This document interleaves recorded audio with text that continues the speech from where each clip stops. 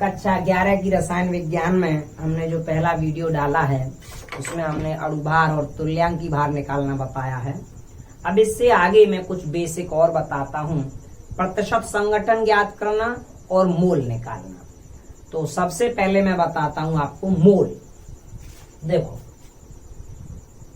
मोल का क्या मतलब है, ये पदार्थ की मात्रा का मात्रक है। मोल जो है, मोल का मतलब क्या है,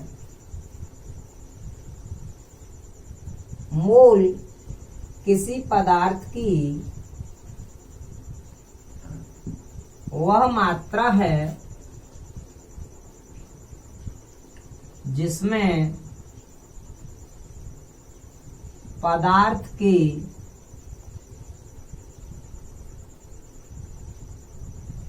सिक्स 6.022 गुणा 10⁻23 कण।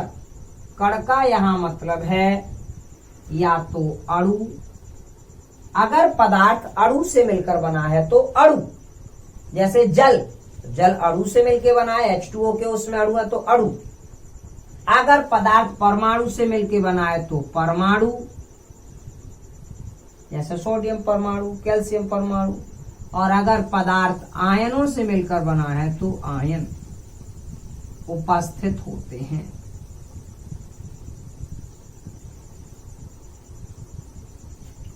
मोल किसी पदार्थ की वह मात्रा है जिसमें पदार्थ के इतने कण उपस्थित होते हैं। ये कण पदार्थ के इस बात पर डिपेंड करेंगे कि वो पदार्थ किससे बना है। अगर वो अणुओं से मिलके बना है तो इतने उसके अणु होंगे। अगर पदार्थ परमाणु से बना है तो इतने परमाणु होंगे। अगर आयनों से बना है तो इतने आयन होंगे। किसमें? एक मूल में। कितने में? एक मूल में।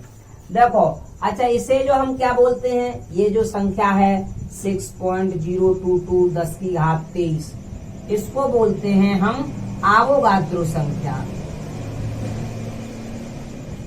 आवोगाद्रो संख्या, या वैसे ये एवोगैड्रो नंबर इंग्लिश में बोलेंगे एवोगैड्रो नंबर।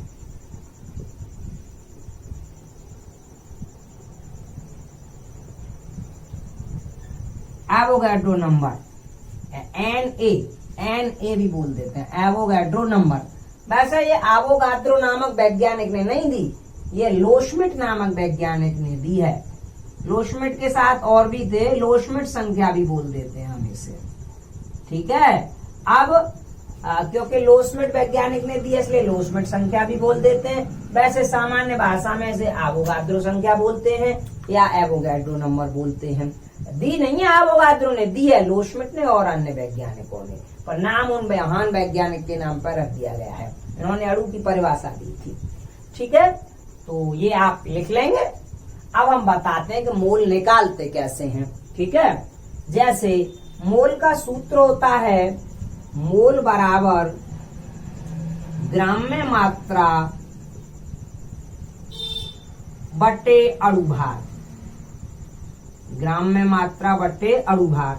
और मोल का एक और नाम है ग्राम अणु, इसे ग्राम अणु भी बोलते हैं। ग्राम अणु मतलब ग्राम में मात्रा बटे अणुभार। इंग्लिश में और वैसे फॉर्मूला टाइप में लिखना चाहो तो W/M। W वेट यानी ग्राम में मात्रा, M मॉलिक्यूलर वेट यानी कि अणुभार। अब अणुभार तो हमने आपको निकालना बता ही दिया है। और इतना ध्यान रखेंगे कि एक मोल में इतने कण पाए जाते हैं। तो देखो जरा एक सवाल के जरिए हम आपको बताते हैं। ये बेसिक केमिस्ट्री है, फर्स्ट ईयर में बेसिक पढ़ लीजिए। देखो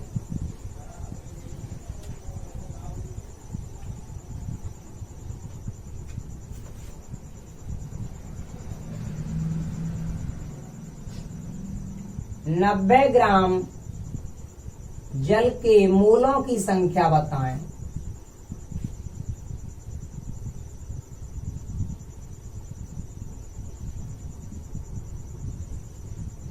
अच्छा, किसके मोलों की संख्या? 90 ग्राम जल। तो ग्राम में मात्रा कितनी हो गई? 90। ठीक है, ये क्या हो गया? W। अणुभार, किसका अणुभार? जल का। अब जल का सूत्र क्या होता है, H2O का अणु भार, H2O सूत्र होता है। तो देखो 2H + O, ये तो वही पुरानी बात है जो हम आपको पहले बता चुके हैं। तो ये हो जाएगा 2 × 1 + 16, तो टोटल मिला के 18, ये अणु भार आ गया। और क्या फॉर्मूला भाई मोल का, मोल का फॉर्मूला है W/m, यानी ग्राम में मात्रा बट्टे अणु भार। ग्राम में कितनी मात्रा है, 90, और बट्टे अणु भार कितना है इसका, 18। कितने मोल निकल आए, 5 मोल। कितने मोल निकल आए, 5 मोल। 90 ग्राम जल में 5 मोल पाए जाएंगे। तो इस तरह आप किसी के भी मोल निकाल सकते हैं, चाहे वो आपकी कितनी भी मात्रा ग्राम में दे रखी हो, और उसका ग्राम में मात्रा बटे अणु भार निकाल दीजिए, तो ये मोल पता चल जाएंगे आपको। अच्छा, अब इससे आगे की बात बताता हूँ। इससे आगे की क्या बात है, देखो जैसे एक और दूसरा प्रश्न,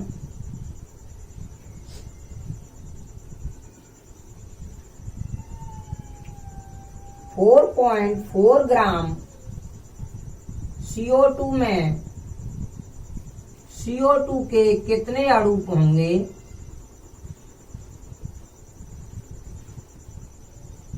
तथा इसमें ऑक्सीजन के कितने परमाणु होंगे।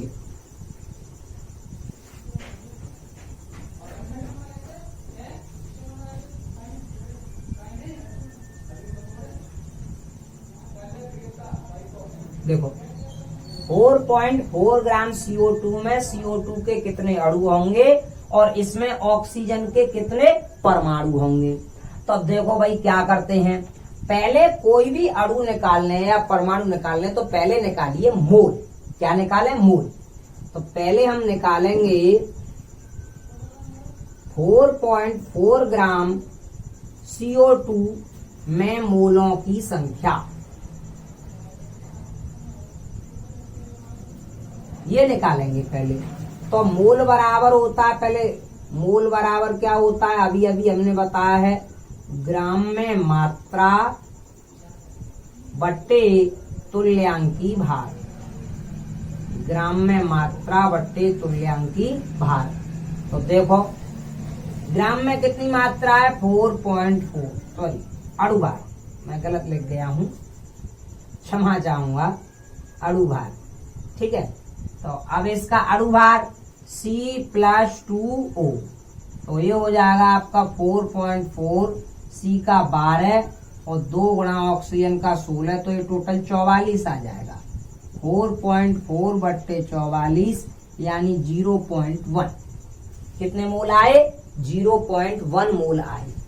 अब हमारी गणना क्या कहती है, CO2 क्या है, अणु। CO2 गैस का एक अणु है।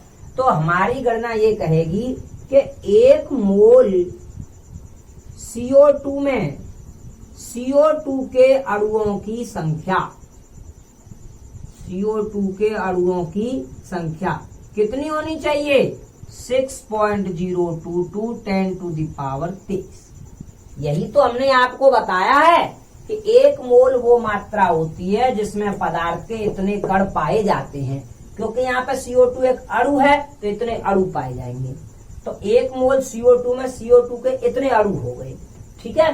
तो हमारे पास कितने मोल हैं, 0.1 मोल। तो 0.1 मोल में CO2 के अणुओं की संख्या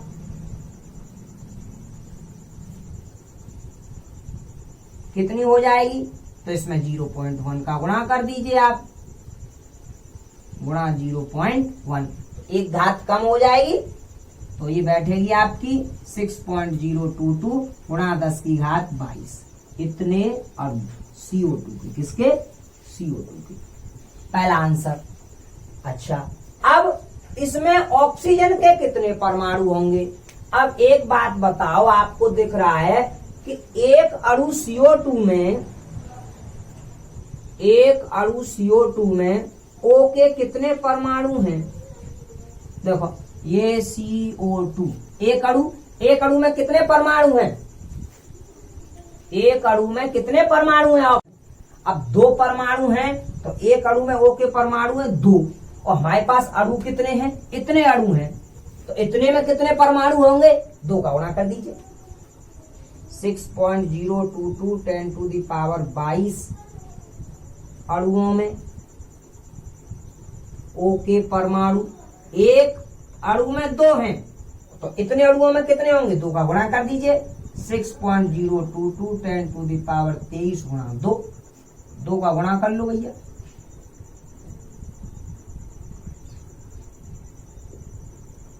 इतना हो जाएगा,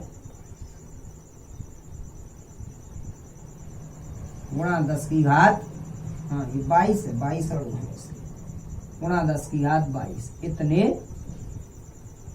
परमाणु। बस इतनी सी बात है, बस मोलों में। आपसे मोल पूछे जा सकते हैं कि मोल कितने हुए, आप मोल बता सकते हैं ग्राम में मात्रा बट्टे तुल्यांक की बाहर से। आपसे ये पूछा जा सकता है कि इसमें कितने अणु होंगे, आप अणु निकाल सकते हैं। परमाणु पूछे जा सकते हैं, परमाणु निकाल सकते हैं। ये भी पूछ सकता है कि 4.4 ग्राम CO2 में कार्बन के कितने परमाणु होंगे, तो आप पहले CO2 के अणु निकालिए, फिर एक अणु में कार्बन का कितना परमाणु है, 1 परमाणु है, तो जितने अणु होंगे उतने ही परमाणु हो गए। मानो आपसे और भी किसी में भी पूछ सकता है तो आप उसमें इसी तरह से देख लीजिए कि एक अणु में कितने परमाणु हैं, उसी हिसाब से उसके आप कैलकुलेट कर लेंगे। ठीक है, तो ये मोल की बात खत्म होती है।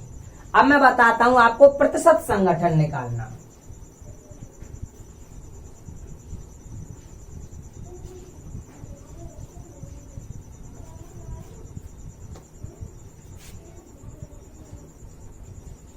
प्रतिशत संगठन निकालना।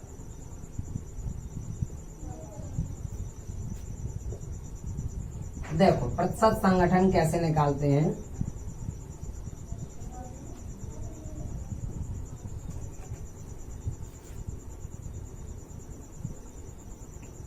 प्रतिशत संगठन ऐसे निकालते हैं भाई कि जैसे आपसे पूछा जाए, मानो NaOH में ऑक्सीजन की प्रतिशत मात्रा बताइए।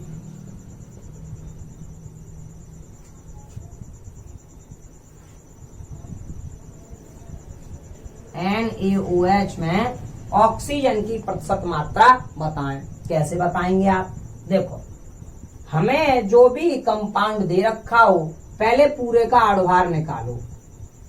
NaOH का अणुभार निकालो, Na plus O plus H कितना हो गया, 23 प्लस 16 प्लस 1 40 हो गया। ठीक है, अब NaOH में ऑक्सीजन का अणुभार, किसका, ऑक्सीजन का अणुभार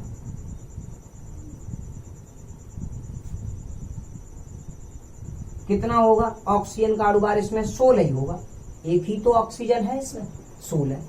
तो अब देखो कैसे निकालेंगे, ऐसे लिखेंगे 40 ग्राम NaOH में 40 पूरे का है, ऑक्सीजन की मात्रा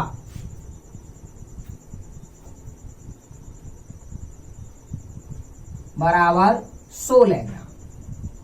40 ग्राम, अगर 40 NaOH का अणुभार है तो उसमें ऑक्सीजन का कितना पार्ट है, 16।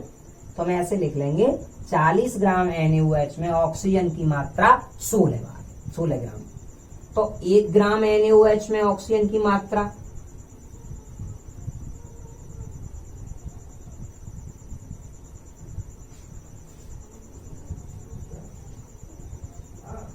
सोलह बट्टे 40, और प्रतिशत का मतलब है 100 ग्राम में गणना करना, तो 100 ग्राम NaOH में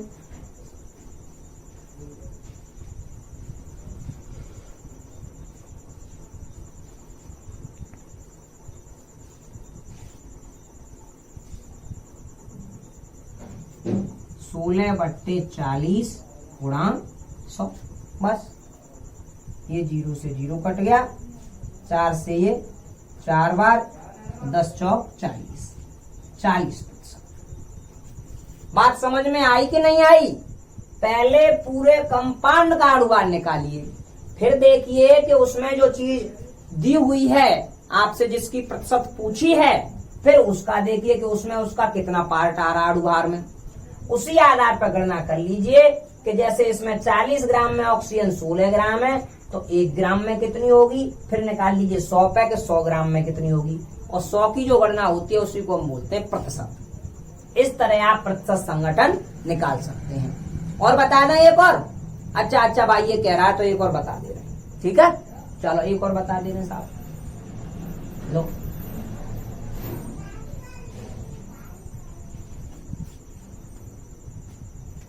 अब की बार कौन सा बताएं, लो CaCO3 बता दे रहे हैं।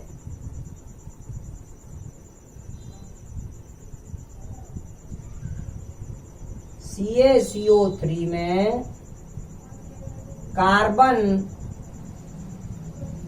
तथा कैल्शियम की प्रतिशत मात्रा बताएं।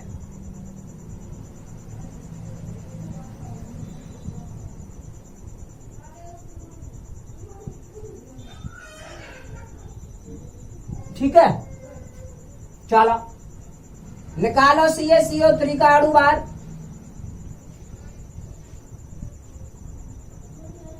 Ca plus C plus 3O 40 plus 12 plus 3 गुणा 16, टोटल हो जाएगा 100।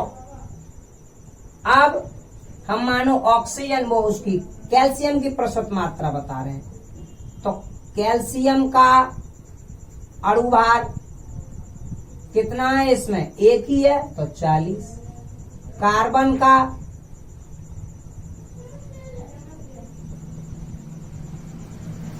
कितना है, इसमें एक ही है तो 12। तो बस कर लीजिए सॉल्व। 100 ग्राम CaCO3 में कैल्शियम की मात्रा बराबर 40 ग्राम। ये तो डायरेक्टली परसेंट ही हो जाएगा। तो 1 ग्राम CaCO3 में 40/100, फिर 100 ग्राम में निकाल लीजिए। वो वैसे भी 100 ग्राम ही आया है उसका अणुभार लकवाई चांस। 100 ग्राम CaCO3 में तो 40/100 गुणा 100, इससे कट गया 40%। कार्बन भी 12% ही आएगा। अगर आप निकालेंगे कार्बन की प्रतिशत मात्रा तो ये 100 पे ही है, तो ये भी 12% ही निकल के आएगा। क्या आफत है भाई, सीधा अणुभार निकालिए, उसमें वो कितना दे रखा है उसकी गणना कर लीजिए, 100 का गुणा कर दीजिए, सही होगी प्रतिशत। चलो इतना कर लीजिए, आप उतार लीजिए इसे। ठीक है, उतार लिया ये। अब मैं कुछ सवाल दे रहा हूं आपको, वो आपको करने हैं। कुछ सवाल दे रहा हूं अगले पिछले सप्ताह, और वो सवाल करके और फिर आप पे ना आए तो फिर उस पर डाल देना आप फोटो खींच के, तो फिर मैं बता दूंगा। कुछ सवाल आप 11 के जो विद्यार्थी हैं वो करके लाएंगे। लो कुछ सवाल मैं आपको दे रहा हूं, 5 दे दूं? ठीक है भाई, 5 दे रहे हैं। ये रोहित कह रहा है 5 दे दूंगा साहब, 5 दे रहे हैं।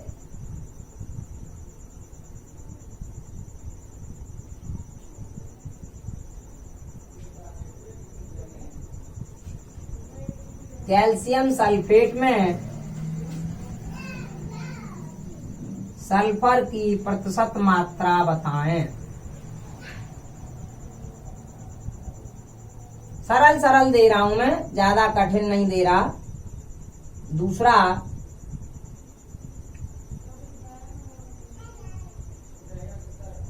वन 1.8 ग्राम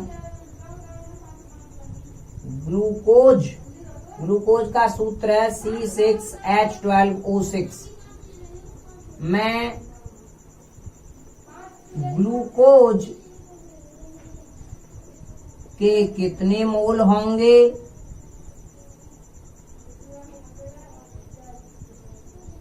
तथा इसमें हाइड्रोजन के कुल कितने परमाणु होंगे।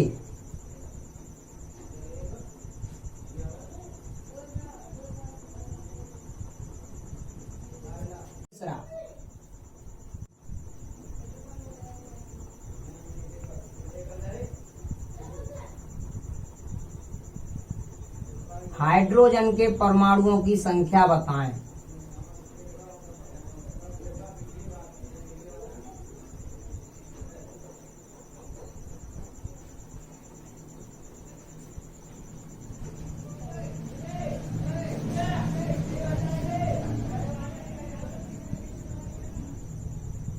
निम्न का तुल्यांकी भार बताएं।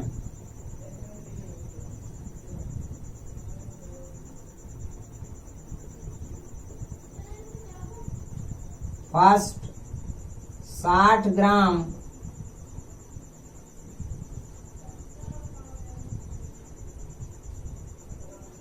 नहीं, हाँ तुल्यांकी भार CH3COOH और NaOH CaCO3 और NH4+। इसका तुल्यांकी भार सबका निकालिए। और पांचवा Na2CO3 में कार्बन, ऑक्सीजन तथा Na की प्रतिशत मात्रा बताएं।